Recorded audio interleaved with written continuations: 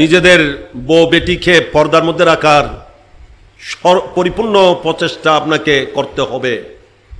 যদি নিজের বউ বেটিকে পর্দায় রাখতে না পারেন, আপনি এজিদি, আপনি মনে করেন যে না এটা ফ্যাশন, এটা বর্তমান মডার্ন যুগ, আপনি যদি মনে করেন না আমার পক্ষে সম্ভব না, আমার এরা মনে কষ্ট আনবে, এরকম মনে করে যদি বেপর্দা চলার উপর সন্তুষ্টি প্রকাশ করেন বা বেপর্দা চলতেছে আপনি বাধা দিতে পারছেন না, তখন আপনি হাদিস মোতাবিক দয়ুস সাব্যস্ত হবেন।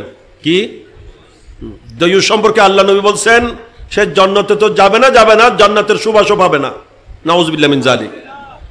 আর এটা কার চরিত্র? এজিদের। ইমাম আলী মাকাম কারবালার এইরকম পরিস্থিতিতেও নিজের পরিবারের মহিলা সদস্যদের কারো বেপর্দা হওয়াকে মেনে নেন নাই, বরং বেপর্দা হওয়ার আশঙ্কা করছেন।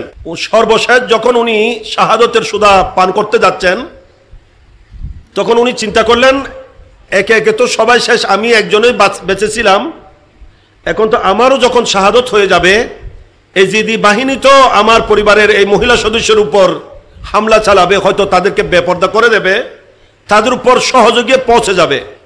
এই জন্য এদের পর্দা রক্ষার জন্য ইমামে আলী মাকাম এনাদের তাঁবুর চারিদিকে গর্ত করে সেখানে আগুন জ্বালিয়ে দিয়েছিলেন। কি জ্বালিয়ে দিয়েছিলেন?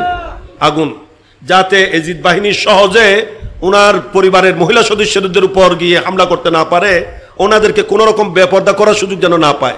একেবারে আমি দুনিয়া থেকে যাচ্ছি, আমার পরে কি হবে না হবে এটা চিন্তা করেন নাই, আমার পরেও যেন আমার পরিবারের মহিলাদের যেন ইজ্জতের ব্যবস্থা হয়, এরা যেন বেপর্দা না হয়, সেই কথা চিন্তা করেছেন, ব্যবস্থা করেছেন। বরকত সুবহানাল্লাহ। আল্লাহ পাক যাবতীয় বিষয়গুলো আমাদেরকে বুঝার এবং শরীয়ত মেনে চলার, নবীর দ্বীনের পাবন্দি করার তৌফিক দান করুক। আল্লাহ পাক আমাদের জীবন আদর্শে পরিবর্তন দান করুক, আমাদেরকে হুসাইনি মুসলমান হিসেবে কবুল করুক, হুসাইনি আদর্শ আমাদের মধ্যে নসিব করুক।